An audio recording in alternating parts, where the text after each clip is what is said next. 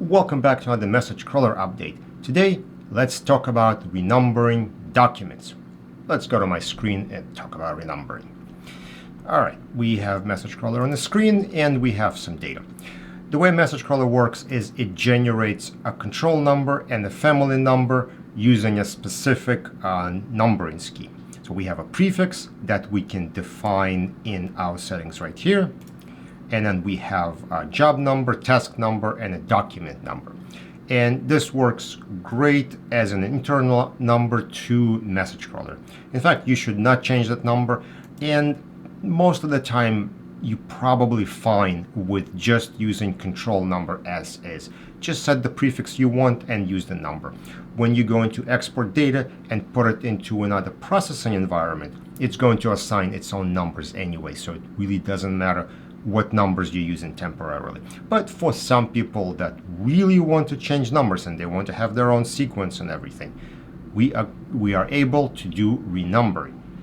I'm going to go to Document Tools, and right here we have tools we've seen before, which is Mass Update, Search and Replace, Date Format, but now we have a Renumber tool here.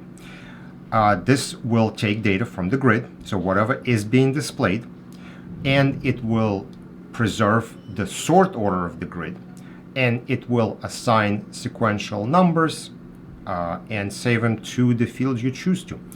Here we have back attach and attach, totally fine. We have an export field, so let's hit renumber. And what it's going to do is, you see it says tasks, which is kind of weird. Everything that's happened here is a job. So if you were to go into jobs and say new, then you'll see there is a transfer renumber job. And this is what the pop-up is doing. It is basically creating the job, running the job, and then deleting the job. So let's close some old stuff here, go to documents, hit refresh, and scroll to the right, and you see we have our new numbers here, right? We have our back attach and attach as we specified them here. Now, if we have images in certain documents, we can check this checkbox, and then it's going to number the images. So you're gonna have, it's not gonna go 1 to 1, it's gonna go 1 to 5, depends how many images there are. But we're not really ready to have conversation about images yet, or mostly because I didn't finish with the feature.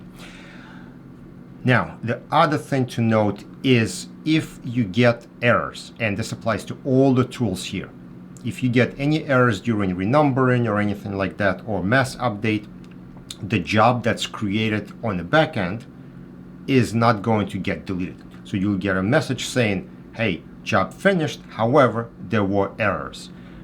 And then what you should do is go to jobs and find the job you just ran. So it's going to be here.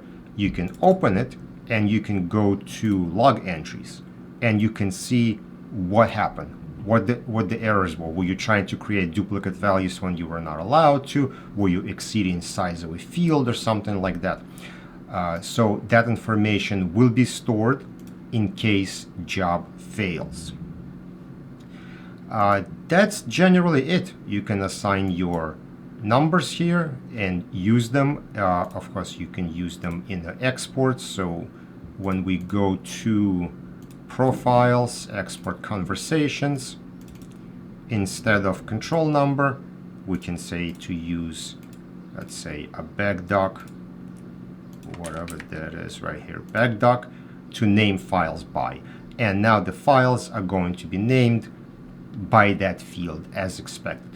Now, control numbers are still going to be written out to a cross-reference file, and you can feel free to ignore that, but your file naming is going to be done according to the new number that you have specified. So that is an overview of renumbering.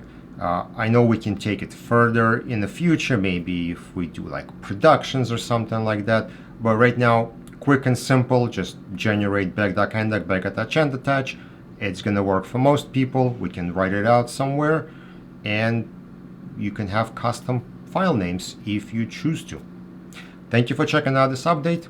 I will see you on another.